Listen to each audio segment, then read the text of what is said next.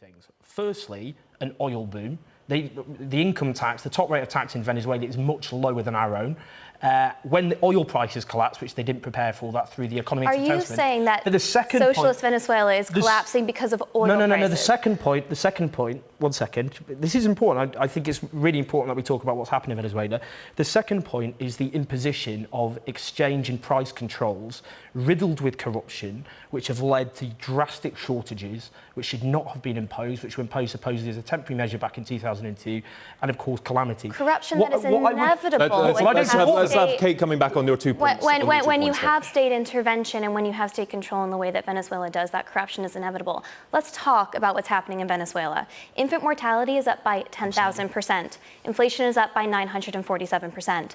Poverty has gone from 48% to 82%. The minimum wage, talk about some progressive utopia, is down by 75%. The murder rate is 10 times that of the global average.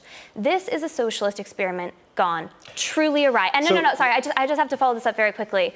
There had been many apologies made for years by the left, many Guardian headlines, many comments from the leader of the opposition, Jeremy Corbyn, from MPs like Diane Abbott.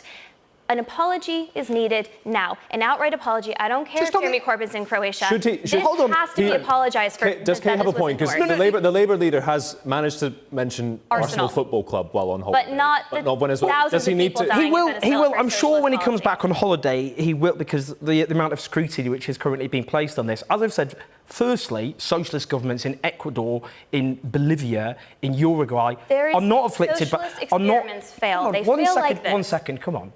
They are all having huge economic growth. They have over the last few years. They haven't collapsed, and they've massively reduced poverty in their own countries. So that's not true. You're picking the second point, well, they are socialist governments. Countries that are far more free, that maybe have higher tax rates, are not socialist. This is socialism. Bolivia and Uruguay are ruled by socialist governments. The second point, and this is the utter hypocrisy, the utter hypocrisy of this whole argument. At the moment, our government is arming Saudi Arabia to the teeth, a vicious dictatorship which... No. Let me finish. This is a critical point about the hypocrisy of this debate. Jeremy Corbyn hasn't sold weapons to Venezuela. Our government is selling weapons which are now being dropped on Yemen. Yemen is now being convulsed by famine and a cholera epidemic. Our government is responsible. Second point. No one is disputing that. No, but this is the point. Why is there no national outrage in the press about the fact our government... There is. The Guardian. Why the Conservative Party is responsible for a humanitarian crisis, directly, not saying kind words about Saudi Arabia, but arming them to the teeth. Very quickly, why standard. Owen says there's not enough coverage of that. There isn't. There's no coverage.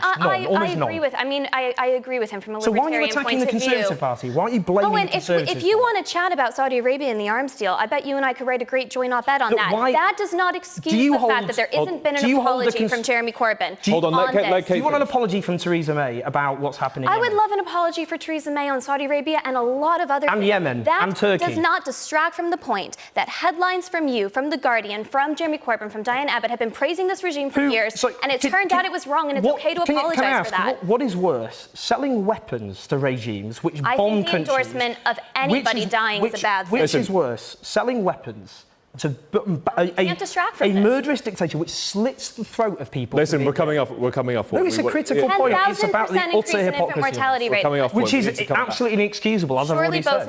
We need to come back. They will continue in the break. It is a debate that deserves much more time.